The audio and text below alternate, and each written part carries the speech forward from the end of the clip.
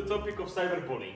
As we are witnessing development in digital technologies in the world nowadays, we also have to be aware of different challenges and obstacles young people are facing with development of these technologies. Cyberbullying is one of the examples. The latest statistics in the European Union are showing that from the young people who are aged 18 to 25, at least 1 of 3 of them have experienced some cyberbullying in their using of social media and internet on a daily basis. To define the cyberbullying, it's the easiest, the simplest definition is to say it's any kind of the violence against others happening in a digital environment. It can include different things such as sending personal threats through the personal messages, excluding someone from the events happening in the digital environment, hacking of social media profiles, and so on. The cyberbullying is, when we compare it with the regular types of bullying, it doesn't have a specific place where it's happening. For example, for the bullying, we can say the most commonly it's happening in a school, but now we are speaking about internet and digital environment, and all the threats, all the content that you post can go viral in the minutes, in a second, that is making our victims to be even more exposed and more vulnerable to the cyberbullying. Also, as young people are using their mobile devices and digital technology devices at all the time, even at their homes, they cannot anymore feel safe even in the home, as they can be attacked as something that used to be their safe place. Also, young people are trying usually to hide the cyberbullying, but we as a youth workers and youth work practitioners working with the young people can usually notice some changes in their social attitude. What is important for cyberbullying is that it's leaving consequences of both mental and physical health of the young people. When we speak about mental health, the most common ones are increased level of stress, the low self-esteem of young people, low self-confidence of young people, and their isolation from the daily obligations and daily activities that they usually have. On the other side also, with those mental consequences, we also have consequences in the physical health of the young people, such as eating disorder or insomnia. When we speak about cyberbullying, in order to be able to recognize it and spot it online, we will share few types, most common types of the cyberbullying, starting from the social exclusion. That means intentionally excluding someone from the groups or activities happening online. If we speak of the example of the class of the students, they can create a group chat where some of the people will not be part of that chat, and then the rest will be sharing violent content and harassment towards those groups. Also, it can go from the simple excluding of the young people from the parties, from the online events, from the online gaming.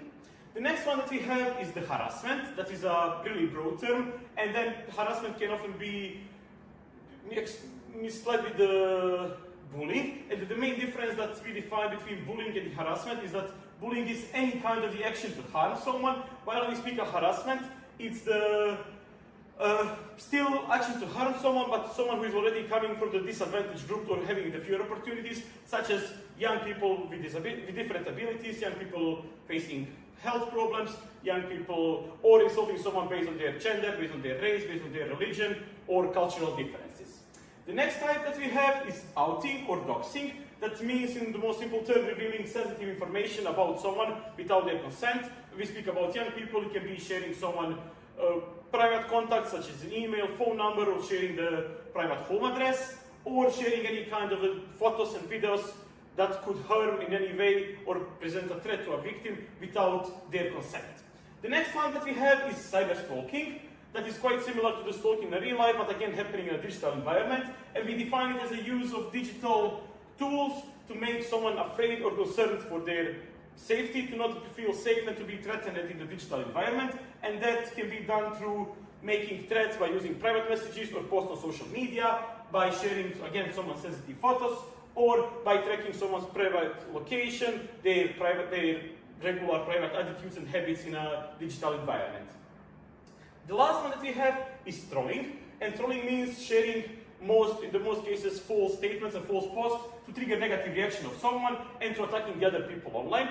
What is really interesting when we compare trolling with the other types of the cyberbullying, for all other types of cyberbullying, usually you have a bully who has exact victim that they want to harm, while with the trolling, by sharing negative posts on the forums, social media posts, the bullies don't even need to know the personally their victim. They're just sharing a false content, and all the people who will catch up on that content and get hurt will become their victims. So this makes the trolling even more dangerous and even more something that we should speak about with young people. When it comes to the last part, we will speak a bit about prevention and dealing of the cyberbullying. And what is important that when we speak about prevention of cyberbullying, we need to have and try to ensure the cross-sectoral cooperation, meaning that all the schools, non-formal education sectors, that we as a youth workers and youth practitioners, together with the family and friends of the victims, need to try to work together. And what is something that we can, in most practical sense, do as a youth workers and youth practitioners is to raise awareness of the young people towards cyberbullying and how can they find threats of cyberbullying online and how can they try to avoid those threats. We can also do educational workshops. That is important, raising awareness of the knowing different types of cyberbullying. And what can be also really practical is peer-to-peer education, where we can learn and teach young people to become youth leaders and then share all the knowledge with their peers, as the young people maybe who are victims of the cyberbullying could already, as we mentioned, have lower self-esteem and self-confidence and not being brave enough to share their problem with the youth workers, but they will feel more comfortable to share with the other young people who will provide them support.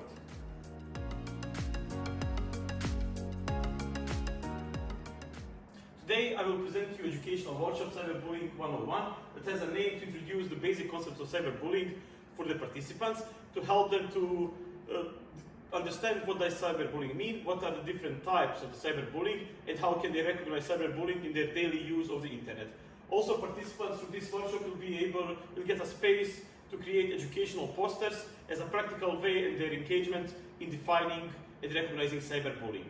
This session is intended to be done in the 90 minutes period, depending on the complexity of the group that you have and their previous background and knowledge and experiences. This time can go slightly up as they might need some more time to define different concepts, but this is something that you can always check on the spot and see when they're working in a smaller groups or in pairs. You can just simply go from the pair-to-pair and see how much time is more needed, or if they finish maybe better, faster, so you can start earlier. This is something for the facilitators that will decide on the spot, but in this example we will use 90 minutes. Also, the minimum maximum number of participants we defined as 10 to 40. Up to, if the groups are going over 40, it will be needed to adjust some of the methodologies used in order to ensure that all the participants in the group can actively participate and contribute to the works of the group.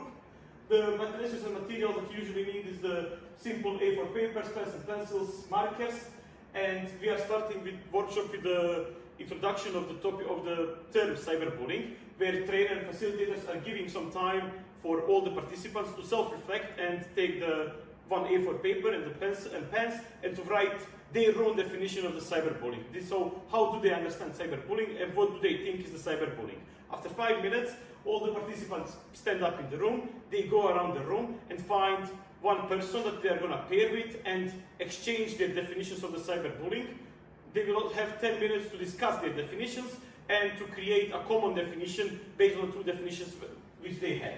Once they finish with that part, we are going back to the plenary, and then all pairs are sharing their definitions, where also trainers have prepared definition of the cyberbullying as the use of digital communication tools such as internet and the mobile phones to make another person feel angry, sad or scared, usually again and again. So once all participants share their definitions, trainers can share this definition, and then making sure that all participants understand what does cyberbullying mean.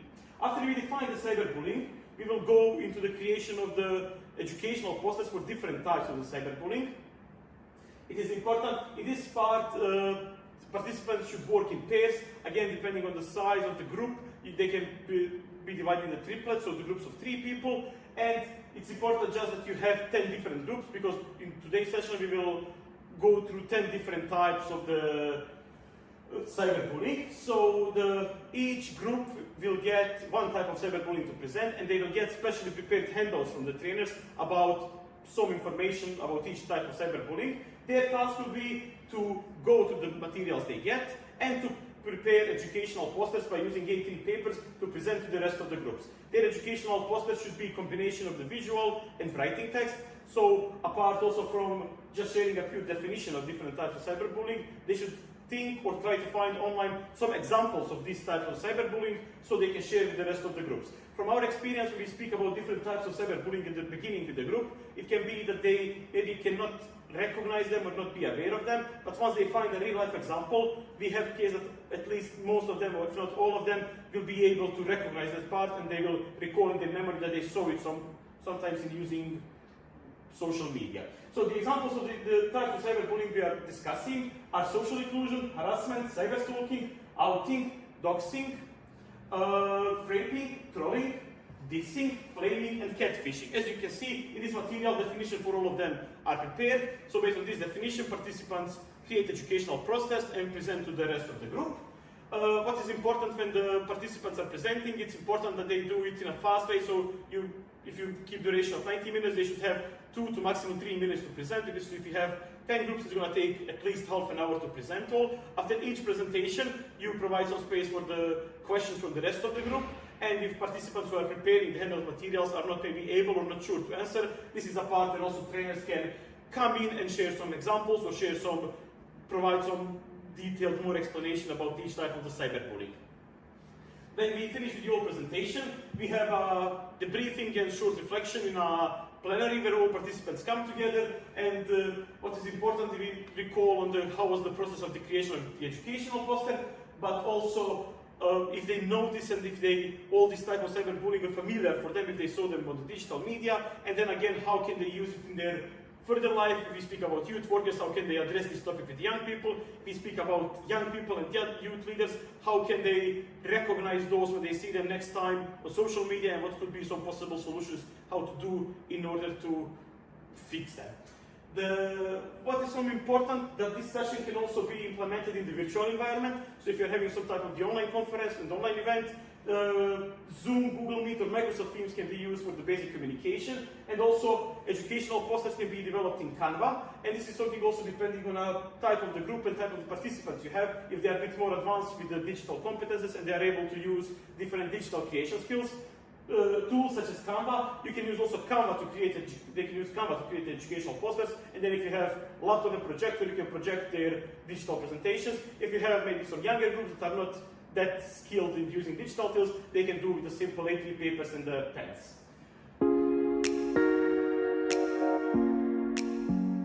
Today we will speak about educational sessions, cyberbullying and standing up for the others. The main objective of this session is to have participants get familiar with the basic terms and understanding of what does cyberbullying mean, what roles of the different young people can take when it comes to the cyberbullying, to encourage participants to reflect on their understanding and when they are witnessing different cyberbullying situation, to present them roles of the upstanders and bystanders, and how can they work on their own personal transfer from not being just the bystander situation to become upstander and to take active role when addressing the cyberbullying. Duration of the session is 90 minutes, and it can be done with from 6 to up to 40 participants. If you're working again with the smaller groups, with the bigger groups of 40 people, some methods should be adjusted. In sense, when you are dividing participants to different smaller groups, you should just take more attention to be sure that they can all actively contribute and that they can feel involved and engaged. Resources and materials and equipment that you need is basic, such as pens and pencils, A4 papers, and prepared and printed handouts that you can find linked in the document. The session starts with the introduction by trainers and the theoretical introduction to the topic. Trainers provide definition of cyberbullying and different roles that can be there in cyberbullying, such as bully, who is the person that does bullying. Then we have the target, that is the target of the bullying. Bullying target can be a person who at the same time bullies and is the target, is the victim of the bullying. We have bystander as someone who observes bullying happening to the others. And then we have upstander, the person who stands up when they see that some bullying is happening, when they are witnessing the bullying. When it comes to the different reaction to the bullying, we will now define what does it mean to be upstander and bystander to the participants. They will get the printed examples, so there are handouts you can find on the link about 5 practical examples of the cyberbullying, where their task will be that they do in the small pairs, or smaller groups, to go through the examples, read them, understand them, and to put that person who was witnessing this cyberbullying to decide if that person was upstander or bystander. Once they define, they going back to the plenary, to the big group share, and then the trainers are leading a discussion of using concrete examples to see what happened in each situation and what was the reaction of the person. And then in all the cases where we have the witness that was bystander, we discuss together with participants what steps this person could take to become upstander and to work on becoming upstander from the bystander. Also, participants will share why it's important for them to be to the upstander, and then it's really important that trainers put the effort that not everyone, that we should always try to be upstander in each situation, but maybe in some situations we are still not ready to directly confront the bully, but then what we can do is raising awareness and reporting. So if you see some bullying happening, especially cyberbullying, if you notice on the social media, there are some posts that are targeting and addressing to hurt someone, we always can report those, we always can go to ask for help from the youth workers, from the teacher, from parents, from the family members. But we should always try not to be bystander, and this is something that is the main thing that participants should understand from this session. When we come to some suggested tips for the facilitators, this session can also be implemented in a virtual environment, where Zoom, Google Meet, and Microsoft Teams can use for the communication, and presenting tools such as the tablet can be used for the results, for the presentation that participants prepare. Also, if handouts can be provided digitally, so there is a link, and if there is stable internet connection and participants have digital devices they can use, then also you don't need to print, so we can also think about sustainability and not printing all the material, but also share them as a link so they can read from their digital devices. Some another tips for the facilitators, is really important that when we speak about practical examples, that some participants might be sharing their personal experiences with the cyberbullying when they were victims, and this can be, for some participants, can be too much of the sharing. So you as a facilitators should never go to force anyone to share their private examples, but always maybe to go with sharing some concrete examples or examples you can find online, and then to see if some participants are willing to share their personal examples, but never going directly to have them share, because that could be triggering the trauma that they might have from before. Participants will also, it's important to engage participants in all the discussions, especially when doing the plenary and when doing the discussion, can it become upstanders from the bystanders.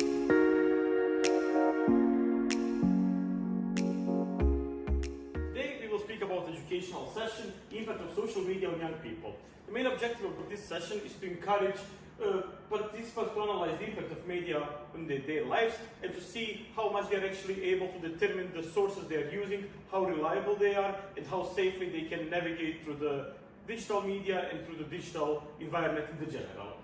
This session duration is 90 minutes, and this session could also last for the longer period of time, depending on the type of the group that you have. If you have more advanced participants, you can go deeply more into the discussion, and when you are doing discussion questions with them, the discussions could take longer, so just to have this into consideration when you are applying the workshop with your participants. The minimum and maximum number of participants is from 8 to 40. It can also be done with a bigger amount of participants. Then just you should be even more careful about timing to ensure that all participants can be involved in discussion, that they can actively participate, and that they can actively contribute with their previous experience and with their previous knowledge. Regarding the materials and equipment needed for the session, it's simple, such as pens and pencil. It's good if participants have mobile devices or laptops, but then we will later come to the tips and tricks to see if you do not have a group that can provide laptops or any digital devices, how can you help them to do this session. And you should have printed handouts of the correct model that you share to all participants, so the number of participants should be equal to the number of the printed handouts that you prepare. We are starting this workshop with the walk and talk exercise, where participants are asked to create pairs. They are informed that we will be walking around the working room. It depends on the size of the working group that you have. They should walk around and speak and discuss with their peers. All participants will get 4 discussion questions, and what is important, for each question they will be exchanging the pairs. So each pair will get 10 minutes to discuss one question. After 10 minutes they will all go back to the plenary, then they will find a new pairs and get a new question for discussion. This is to encourage participants to share with more people and to also get more experiences regarding the daily use and daily habits of the participants towards using of digital media. The discussion question that we are using, the first one is that participants recall on any instances when they observed media or social media significantly impacting life of the young people in their local community or society.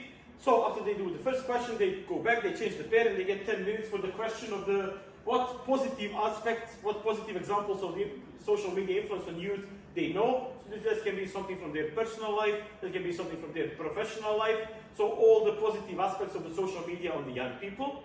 The third question, we discussed about what practical steps can individual, parents, youth workers, educators, teachers, and all societies take to help young people to navigate through the media landscape more effectively. And the last question for discussion after the new exchange of the pairs is what advice or recommendations would they offer to someone, especially a young person, who wants to become a more active media consumer, how to do it in a safe way? How can they more safely navigate through the digital world? After participants finish working in the pairs, they go back to the group and they share all the discussion that they have with each other, and then we are moving to the next part of the session, that is theoretical introduction about CREP model. CREP model provides a list of the questions that is a tool that can be used for checking if any digital source, any website is a reliable source, and it does on the 5 different levels. So each letter for the CREP model represents one part of the CREP model, something from the C that stands for currency, that says timeliness of information. So in this part we are checking when the information was posted, when was the information last time updated, are the links functional, is the information out to date, or it's something that looks that is something that is up to date and relevant for the nowadays.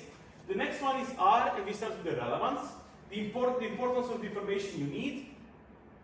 So when they are looking for the information online, what is their need to find that information? Who is their intended audience? Is the information that they find appropriate? Does it maybe look too elementary, or does it look maybe too advanced for the needs that they have to find this information? And the question that they ask themselves, if I have to use this source as for the resource paper, would I be comfortable? Would I be comfortable to share the relevance of those information as part of my research paper? Then we have the third one, we go with authority, and it's the source of information. So who is the author of the information? Who is the publisher? On which website did you find the information? Are there any author name or author initials there? Can we find any background information about this author? Does he or she have some another work that is related to the topic? Do they have expertise in the topic? Do they have enough experience in the background in the topic? And does the website that you find, if you're looking for some information, does it have domain such as .com, .org, .edu, .net, .gov, or in some the domain that is less familiar and looks a bit more tricky? The next one that we have is another A, that stands for accuracy, and it's the reliability and correctness of informational content. So where does this information come from? Is there any evidence supporting this information? How trustful is this information? Does the language or tone that this information is written seems biased or going for one side? And are there some obvious spelling mistakes, some grammar mistakes that can be a red flag when we are reading this article? And for the last letter, we have letter P, that stands for the purpose, the reason the information exists. So what is the purpose information? Is it some informational type of the website? Is it to teach someone, to sell something, to entertain people? So what is the purpose of this information we are looking? Do the authors, is this information actually a fact? Is it maybe someone's personal opinion? Does it look like propaganda material? And are there any political, ideological, cultural, religious, or any other personal biases involved in the story? After participants are introduced to the CREP model, they will get a chance to practically practice through the website Zapatopi. That is a really interesting website created for the digital media literacy education. That is the website about 3 octopus as an obvious example of the misinformation and the fake news, but made in a way that someone who doesn't have enough digital competences, when it opens the website, could believe it's a true source, before they do the CREP test, of course.